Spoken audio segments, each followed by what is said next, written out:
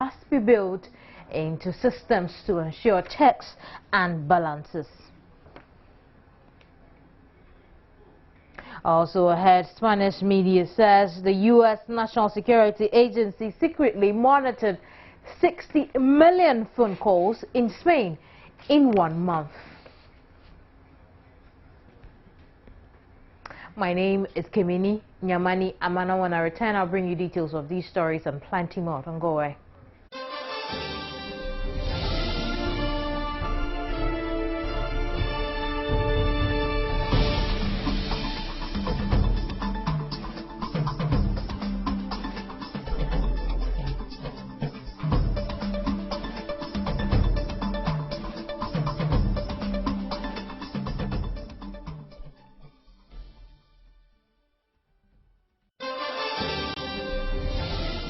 Thanks for staying on. This is News Today. Executive Director of the African Parliamentary Network Against Corruption, Daniel Batidan, says accountability must be built into our systems to ensure checks and balances. Reacting to the issue of the payment of over 144 million Ghana cedis by the Revenue Authority to Suba Info Solutions Limited, he told Joy News although Ghana has numerous laws, its enforcement remains a problem to our development. Like any other Ghanaian, we are all beginning to get worried, not just at the individual incident, but it's now becoming like a pattern. And I think it is a pointer to something not so right about our system. The governance is all about transparency and accountability, and these principles must be built into a system of checks and balances. So when we hear stories one after the other about one alleged corruption here and there involving both the private sector companies and the public sector, then we begin to be worried not just about the individuals involved, but about the fact that we are probably getting into a systemic failure. And that is indeed a worrying issue. We either do not have the requisite rules and regulations that should govern the way various actors, whether they are in the private sector or the public sector, interact with one another, or it could be that the rules and regulations are there, but they are not being followed. And I think in the case of Ghana in particular, I believe that it is more about enforcing the rules than they are not being in existence. And that means that we, apart from developing laws and policies, we have to put in place monitoring mechanisms, which will not just reveal whatever is going wrong in the system, but beyond that, we have to enforce the necessary sanctions whenever there is a breach. But I think we are not doing enough of that. I am of the opinion that government has no business going to hire consultants and pay them huge sums of money. I mean, why have we hired all the professionals and technocrats that are supposed to be working in the public service in the first place? And I thought there was in existence a clearance procedure in terms of the various stages of interviews that people go through to get employed in the public service to render certain services. So in the first place, we must begin to question whether we are not having the right people, the competent people in the public services, which is why we are going for consultancies, or we may also need to examine whether people are just using the issue of consultancy as a pretext for siphoning public money into private pockets. And whichever way, I think we ought to do something about it. If it is that we lack the competencies in the public service, then that is what we ought to be recruiting. We ought not to be paying consultants, or we hire those consultants and fire those who are supposed to be doing the work that the consultants are hired to do, because everybody knows that it is more expensive to hire consultants than to have regular employees doing the same work. So still the same issue, and economist and financial analyst Sydney Casely-Hayford has attributed the country's financial dilemmas to potentially fraudulent acts by state-owned institutions. He called on government to investigate thoroughly and seal all avenues through which the taxpayers' monies are leaked out, and also bring to book all those evading taxes to boost revenues. Hayford was speaking to Joy News about recent publications with respect to some alleged scandals at the Ghana Revenue Authority. Amongst them is the supposed 144 million cedis the Ghanaian Chronicle says was paid to Suba Info Solutions Limited over a 3-year period for no work done. The company is said to have been contracted to electronically monitor revenue generated by the telecom companies for tax computation purposes. The GRA has also been mentioned in investigations by the Presidential Task Force checking tax evasion in the loss of more than $300 million to the state. Sydney Casely-Hayford says the reports, if confirmed, are unacceptable given the present cash-strapped state of the economy. We are struggling to make ends meet. We are struggling to make payroll, and we are struggling to actually deliver services to the public, even as much as we are collecting their taxes. So if my tax revenue collecting agency is incapable of stopping a bleed of money going out of the system, then I think we have a very, very serious problem. 144 million cedis going out the door for really no good reason, and we cannot also measure what has come into the door based on this. If we have spent 144 million, then we should at least have collected or at least have recovered 144 million or more in order to make the tax collection system sensible. And what we are seeing is a dissipation of money rather than aggregation of money which we need for development. He called on government to do a thorough investigation of all parties involved and bring the perpetrators to book. Okay, let me say what we should not do, which is what I heard the presidential advisor, Dr. Bani, saying. He was saying that we are now going to concentrate all of these warehouses and shops in one place. Now that is against free market ideas. What you don't want to do is to tell everybody to do a particular thing like as if we are all zombies and have to do one particular thing because it suits government's way of doing things. What government has to do is to say, okay, now we've detected this, let's find out what went wrong with the Free Zones Board. Why were they not able to monitor this? Why was the GRA asleep? Who else is asleep on the job, and what else is it possible is going to happen further down the line? How much of this corruption, how much of these connections and deliberate distortions in our regulations and in our laws are there that we have not found out yet? That really is our challenge. He adds that the contract derived from the communication service tax should have rather been signed this year and not in 2010, as it was only passed July 9, 2013. The Ministry of Finance says it has noted recent reports in the media relating to a contract between the Ghana Revenue Authority and Suba Info Solutions Limited. A statement issued by Deputy Minister Kasio Atuforson stated that as far back as May 2013, concerns had been raised by the minister about the efficiency in implementation of this particular agreement. The minister therefore directed the Tax Policy Unit of the Ministry of Finance and Ghana Revenue Authority to halt payments to Suba Info Solutions Limited until a proper review of performance and other contracts had been undertaken. Now, the statement goes on to say that subsequently a team was put together to review the agreement and make recommendations to the minister about a possible renegotiation of the contract whose tenure runs until May 2015.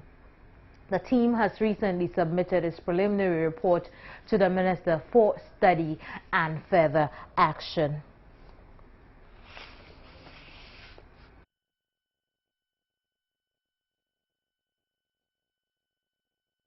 Visit myjoyonline.com for the full statement. Now, the University of Ghana was unable to offer admission to about 39,645 qualified applicants who sought admission to pursue both undergraduate and graduate programs in the 2013-2014 academic year. Though about 37,507 undergraduates and 2,138 graduates could not gain admission, the university, however, managed to admit and enroll more students this academic year than it did last year. Professor Ernest Aite, Vice-Chancellor of the university, made this known during a matriculation ceremony marking the formal induction of fresh students in the university. This year, he said the university received 52,202 undergraduates and sub-degree applications, comprising 23,966 females and 28,236 males. He said despite the constraints, the school admitted 14,695 applicants and projected to bring on board 5,400 more on the distance learning program, saying that was expected to push up the total figure for the 2013-2014 academic year to over 20,000 students.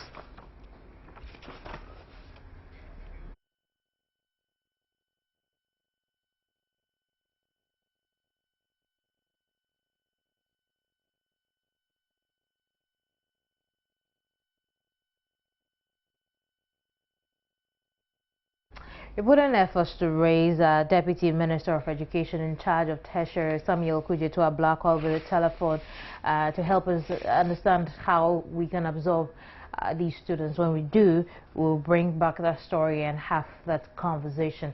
Let's check road safety now. Directors and MTTU commanders from the southern parts of the country have met in the central region to improve upon investigations into road crashes in the country to be better prevent on our roads. According to the Director General of the Police, MTTD, ACP Angwetogwe Awone, sharpening their investigative skills will help uncover the reasons for accidents and curb the fatalities.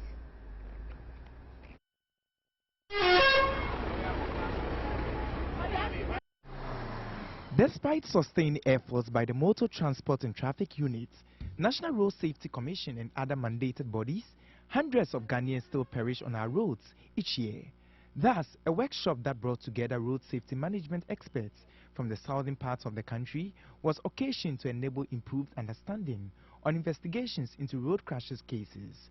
Director General of the Police MTTU, ACP Awuni, is upbeat that the collaboration with the road safety advocates and experts will pay off. It appears that even those of us who call ourselves Director Generals do not know much about accident investigations. We think that we need some more information to be able to build better cases. We've been investigating, all right, but we need to share, ideas. We have set ourselves a target. We are not getting the target, and Christmas is just about 3 months ago. So we are saying that we should be able to stem the tide. We don't need to wait and then have excuses for why we were not able to meet the target.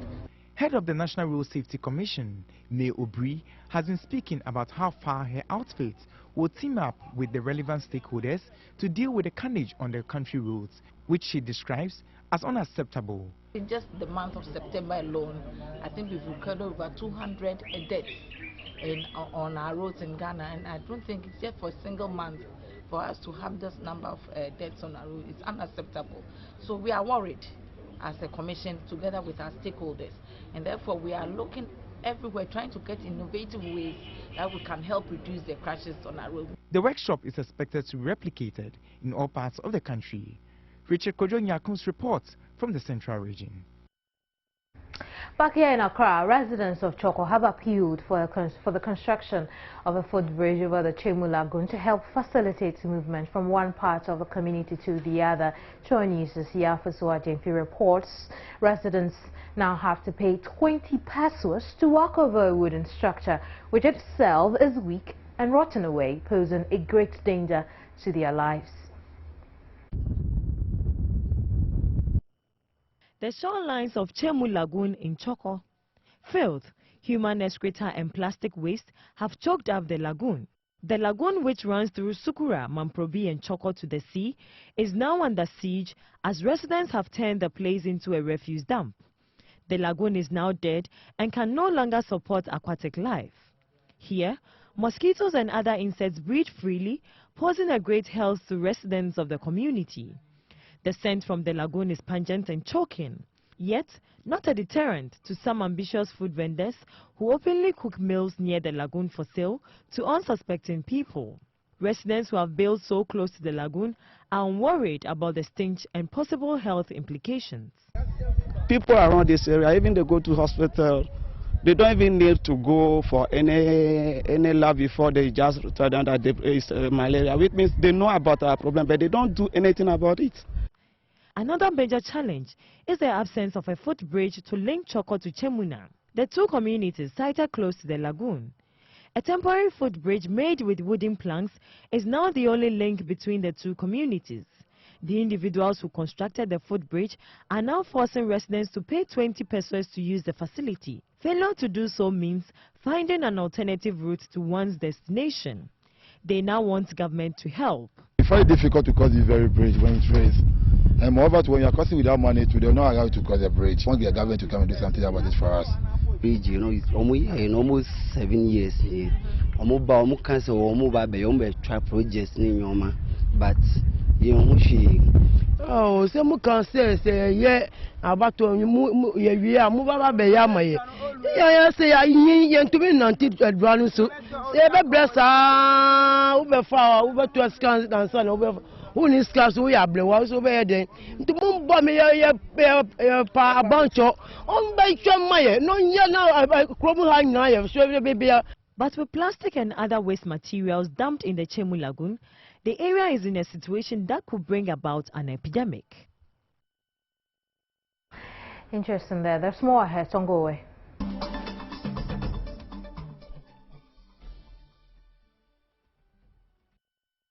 Thanks for staying on News Today. And smallholder farmers tend to lose up to 40% of tomato yields due to poor post-harvest handling as well as the inability to preserve the crops. Apart from the impact these losses have on food security in the country, farmers are unable to make financial gains. In an effort to prevent crop losses, researchers with the Biotechnology and Nuclear Agriculture Research Institute, Mavis Reku Asari, is looking into the use of simple and inexpensive solar dryers that smallholder farmers can use to preserve their produce.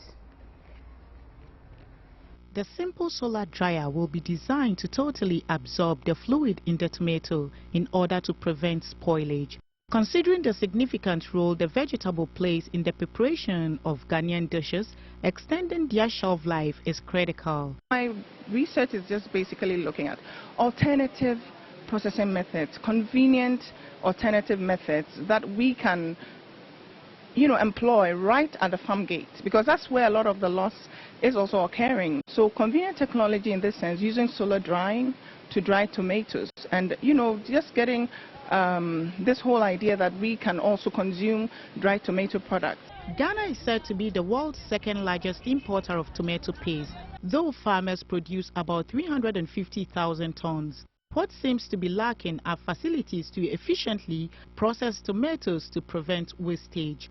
Sun drying is the oldest preservation method known to man, and according to the Borlaug Fellow and Agriculture Research Award winner, making such convenient solar-powered dryers available in tomato-growing areas will benefit smallholder farmers. As global warming continues to impact negatively on food production, the need for countries to generate and use clean energy has become even more prominent. At this year's World Food Prize Dialogues, President Grimson of Iceland placed emphasis on food preservation through drying. In order to make the single most important contribution to global food security in the coming years, here and now, we need to find a way to preserve what we already produce, instead of having it destroyed within a week because of the heat. And it can be done. And in fact, it's so simple. In Iceland for the last 30 years, we have been taking fish heads, backbones, the things we threw away into the ocean before because we only exported the feathers of the fish, and we brought it into drying facilities where we used geothermal, and we dried it for 5 days. Focusing on high yield alone is not enough. Much has to be done to preserve what we already grow to enhance food security. The Kwame Nkrumah University of Science and Technology Jewelry Design and Technology Center is expecting to set up a modern resources center to provide resource assistance to local jewelers. Mahmoud Mohammed Nudin reports. When completed, the Jewelry Resource Center will give local jewelers an opportunity to access cutting-edge technology and up-to-date trends in the business, at an affordable fee.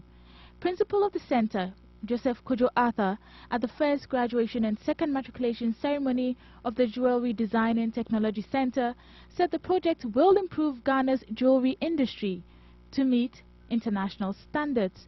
This is a big step towards changing the industry, the jewelry industry in Ghana, because previously Ghanaians cannot export their products into the foreign market because of finishing.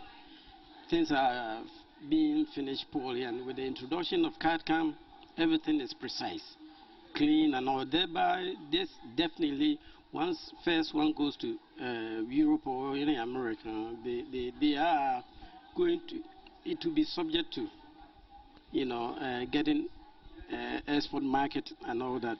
So the prospects are very, very good. This will help the Ghana industry to gain, recognition in the international world in terms of making jewelry. So he anticipates that the introduction of computer-aided jewelry design will help transform the industry and position it on the world market. He also appealed to government and other agencies to help expand the project to benefit more people. The size, we need to expand. We were not expecting the demand that we are seeing now. You saw what just happened here. So that's our first challenge, and the second is be able to buy. Of course, if you have a bigger place, you need more, equipment, system, and all that. That's the only two challenges that we're facing. Project Coordinator Ohene Ano urged potential beneficiaries to shun mediocrity and strive for the best. The KNUST Jewelry Design and Technology Center hopes to train over 600 manufacturers and unemployed youth free of charge over the next 2 years.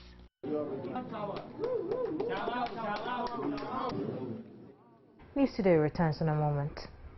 Good afternoon, my name is Rashida Babakadari. Time now for us to talk sports is brought to you by the Kankat of Tigo. Smile, you've got Tigo. Now, FIFA President Joseph Sepp Blatter wants more places at the World Cup for African and Asian countries. Now, for the 2014 World Cup in Brazil, Europe has 13 places in the finals. Africa has just 5 and Asia has just 4. Now, this flawed state of affairs must be rectified, and this is what Blatter wrote in the governing body's new weekly magazine. Now, Africa, the confederation with the most number of associations, that's 54, is woefully underrepresented at the World Cup. So Blatter added, as long as this remains the case, African sides may never win an intercontinental trophy regardless of progress on the playing side.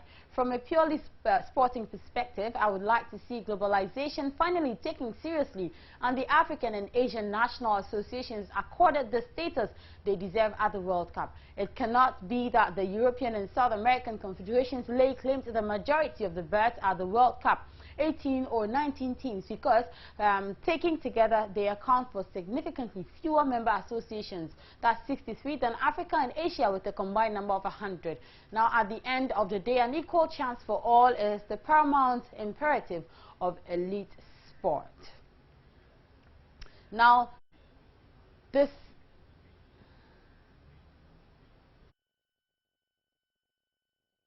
All right, so this is coming from the stables of FIFA president. Now, there's also the counter-argument that indeed if FIFA wants to, or if Sepp Blatter wants to increase the number of African slots from 5 to a bigger number, then African representatives should do well to impress when they get to the World Cup. The best an African country has done is to get to the quarterfinals, and that has been done by Cameroon. Ghana did that at the 2010 World Cup, but for the hand of God that saved Adia's goal against Uruguay in that quarterfinal encounter. So this is what's happening. These are the counter-arguments. We'll delve deeper into this story and bring you more details on it. Away from that, time now for us to get some highlights on matches that were played in England, talking about the English Premiership last weekend. City losing away at the Stamford Bridge to Chelsea 2-1, a late goal coming from Torres. Manchester United, Arsenal, all recording wins. Let's catch some highlights. Themselves with 11 points and occupying 8th position. Their opponent Stoke City have failed to win in the last 5 games in the league and were looking to break the duck at the Theatre of Dreams. United's starting lineup for the game included striker Robin van Persie, who missed the midweek game against Real Sociedad in the UEFA Champions League, while Shinji Kagawa got the nod in midfield. The start to the game, though, was not one that David Moyes would have had in his pre-match thoughts. Peter's cross! Crouch! Remarkable save, but it's gone in! Stoke have sprung a surprise, not just by taking the lead at Old Trafford, but by scoring a goal! Stoke almost doubled their lead in the 14th minute, but Peter Crouch failed to keep his effort down. The visitors continued to have the better of the chances in the first half, but United keeper David De Gea kept it 1-0. United did finally get their moment to shine, with starman Wayne Rooney forcing a save from Asmir Begovic. United kept probing for their opener and found it through Robin van Persie, who got his 7th goal in 7 games against Stoke. Rooney! Some save! But it's put in by Robin van Persie! 70-odd thousand! Sighs of relief around Old Trafford! They've equalised, and at such a crucial time! Arnautovic! It's in! That is special, but De Gea couldn't keep it out! It's the theatre of dreams for Stoke City, all right, but it's the theatre of nightmares for Manchester United. With United staring down the barrel in the second half, they needed someone to step up to the plate, and who else but Wayne Rooney. And Percy delivers. Rooney!